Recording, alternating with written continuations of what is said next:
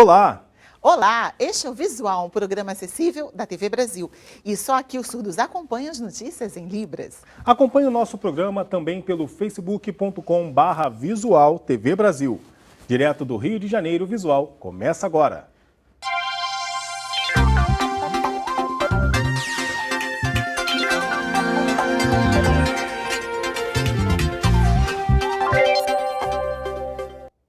Hoje é comemorado o Dia Nacional do Surdo. O Setembro Azul é um movimento da comunidade surda em favor da educação e cultura surda. E o dia 26 de setembro foi definido como o Dia Nacional dos Surdos porque esta data lembra a fundação da primeira escola para surdos no país. É isso aí. Em 1857, um professor surdo francês, Ernest Rouet, fundou com o apoio do imperador Dom Pedro II o Imperial Instituto de Surdos Mudos, no Rio de Janeiro, atual Instituto Nacional de Educação de Surdos, o INES. E, Jonatas, são muitos os avanços da comunidade surda. É isso aí. E a nossa repórter Alessandra Lago acompanhou uma aula de poesia em Libras, a língua brasileira de sinais.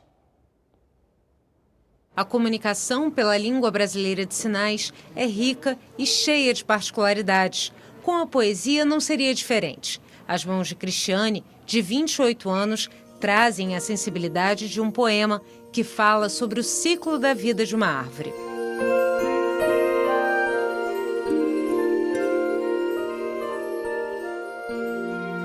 O poema foi elaborado durante a aula de um curso de poesia em Libras, no Museu de Arte do Rio. A gente vê que no mundo dos ouvintes o som ele é muito valorizado, né? Um simples gotejar de uma torneira, o som do vento, o som do mar.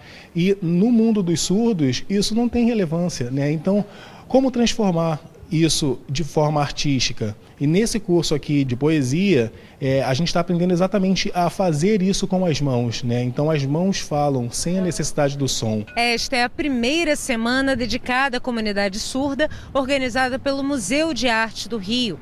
As atividades culturais propõem a inclusão no espaço de arte. É também uma homenagem ao Setembro Azul, mês em que se comemora o Dia do Surdo. Chamando esse público para dentro do museu, cria uma demanda. E aí, com isso, a gente pode começar a pensar de que maneira os corpos, né, que são das mais diversas formas, podem circular pelo mesmo espaço, pensando nessa ideia da diversidade. O Setembro Azul é um momento de reflexão e debates para a comunidade surda. A cor tem um símbolo forte. Era usada pelos nazistas para identificar pessoas com a deficiência durante a Segunda Guerra Mundial. Eles eram mortos por causa da surdez. O azul agora representa o orgulho. O Dia Nacional do Surdo é comemorado 26 de setembro, data da criação da primeira escola de surdos do Brasil, em 1857. O Instituto Nacional de Educação de Surdos, no Rio de Janeiro, teve um importante papel para a criação da língua brasileira de sinais. Por isso, setembro é um mês dedicado à luta pela inclusão e à garantia de direitos das pessoas com deficiência auditiva. Esse momento que a gente vive aqui é um presente para a comunidade surdas, é uma abertura de portas e, sem dúvida, é promissor para que mais para frente a gente tenha uma sociedade inclusiva e possamos viver felizes, com menos barreiras, menos sofrimento. É isso que nós queremos, é isso que nós almejamos, um dia a comunidade surda se sentir integrada, de fato, na nossa sociedade. Ingressar no mercado de trabalho não é tarefa fácil para as pessoas com deficiência física. Acessibilidade limitada, salários menores e falta de plano de carreiras são alguns dos principais obstáculos, hein? É isso aí. E quem consegue superar tudo isso, muitas vezes ainda se depara com uma realidade ainda mais cruel, a discriminação de colegas de trabalho e até mesmo de funcionários em cargos superiores. Por causa de um acidente de trabalho em 2010, este homem que não quer ser identificado não consegue mais usar as pernas como antes. Não consegue mais correr ou carregar muito peso, por exemplo. Depois de 3 anos com benefício e mais 3 desempregado, ele finalmente conseguiu trabalhar. Mas durou apenas 1 mês no cargo de assistente de carpintaria de uma empresa. Diz que não teve as limitações da deficiência respeitadas. Me botaram para fora, disse que foi porque eu não cumpri a meta, entendeu? Mas eu cumpri a minha meta, eu fiz o meu, eu trabalhei mais do que quem tinha saúde, quem não era deficiente, entendeu? A deficiência deste outro homem está nas mãos. Sofreu um acidente enquanto trabalhava em uma obra. Depois disso, não conseguiu mais exercer a atividade de servente de pedreiro. Agora, trabalha como vigia em uma empresa. Mas nunca esqueceu o preconceito que sofreu em outros empregos que passou. A gente vai trabalhar, ele fica dizendo que a gente não dá nó cego, fica dizendo que a gente, porque tem um deficiente, fica se escorando e que não está a qualidade do trabalho, demora a fazer o serviço, porque a gente tem dificuldade eficiente de se pegar as coisas. A situação desses dois trabalhadores se repete por todo o país. Segundo uma pesquisa realizada pelo portal vagas.com.br, 4 em cada 10 pessoas com deficiência afirma que já sofreu algum tipo de discriminação no trabalho. A maioria diz ter sido vítima de bullying.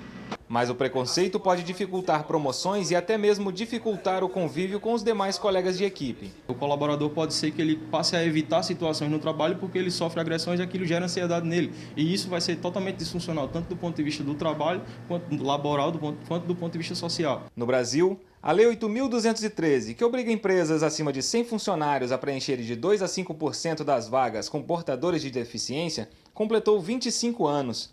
Mas a inserção no mercado depende também de um convívio adequado. Nossos funcionários, eles têm uma boa atividade laboral, não têm dificuldade com relação ao acesso e o desenvolvimento das suas atividades, como também a interação com os outros funcionários. Não existe diversidade. Mas apesar do bom exemplo, no geral ainda falta respeito a esses profissionais.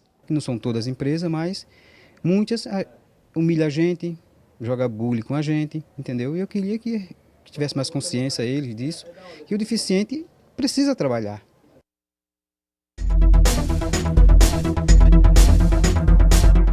O Visual recebe hoje um dos responsáveis pela visibilidade da natação paralímpica. Ele que tem 14 medalhas paralímpicas, sendo 6 de ouro. Estou falando de Clodoaldo Silva, o tubarão das piscinas, que está aqui no Visual hoje. Seja muito bem-vindo, Clodoaldo Silva, que completou sua 5ª Paralimpíada, conquistou a medalha de prata, trouxe a medalha. Bem-vindo ao Visual.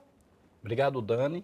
Essa é a medalha de prata que eu consegui aqui com o revezamento na minha despedida no Rio 2016 e vamos ter um programa aí para poder bater um papo da importância que o Clodoaldo Silva tem no esporte, do meu início, para todos vocês aí poder acompanhar um pouquinho dessa história. Foram 5 Paralimpíadas.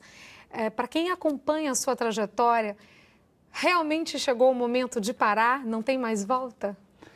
Olha, Dani, eu participei de 5 Paralimpíadas, a primeira foi em 2000, né? Em 2004 foi o divisor de águas do esporte paralímpico brasileiro. Depois dali, a sociedade brasileira começou a ver os atletas não como coitadinhos, não como deficientes, mas como atletas de alto rendimento. Depois dali, surgiu grandes outros nomes no esporte paralímpico, seja na natação ou em outras modalidades. E hoje, 2016... com o término das Paralimpíadas, eu olho e vejo, caramba, o Clodoaldo Silva já cumpriu seu papel dentro da água, dentro do esporte paralímpico, acendi a tocha paralímpica, ganhei muitas medalhas, fiz com que o movimento das pessoas com deficiência fosse mais reconhecido, então já fiz a minha parte aqui dentro do esporte. Agora eu quero novos desafios, eu quero novas metas fora do esporte. Por isso que a decisão de me aposentar.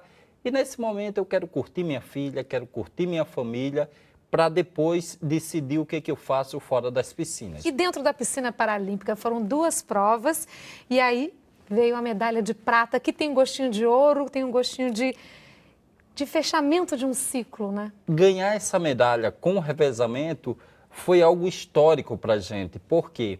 Porque nós conseguimos melhorar nossas marcas, eu, Daniel Dias, a Joana Neves, a Suzana Schinandorf, todos com a bela história de superação. E poder fechar uma Paralimpíada, que é a minha 5ª edição, com uma medalha, seja ela de prata, de ouro ou de bronze, é sensacional, é inexplicável. Então eu fico muito feliz, porque essa vai se juntar às 13 medalhas anteriores que eu tinha, né? Mas eu acho que essa Paralimpíada, Dani, veio para mostrar não só as grandes estruturas que ficaram e vão ficar aqui no Rio de Janeiro, mas veio mostrar que o Brasil está crescendo na questão da responsabilidade com pessoas com deficiência.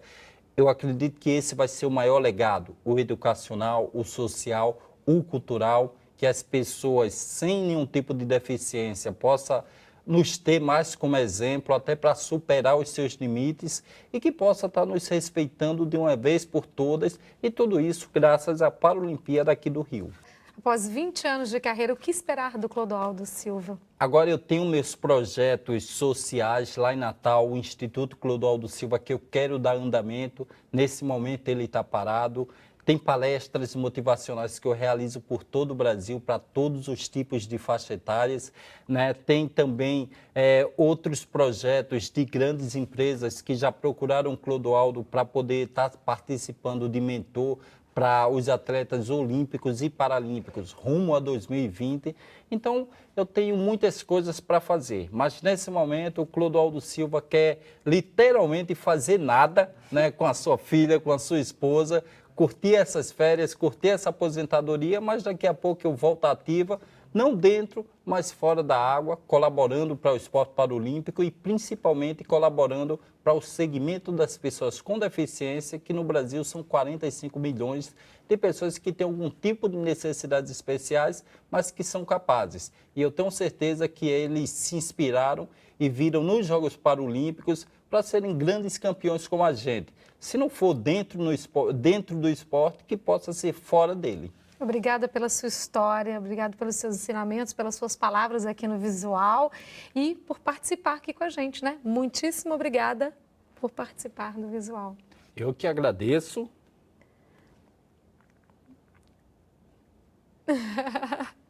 É isso aí.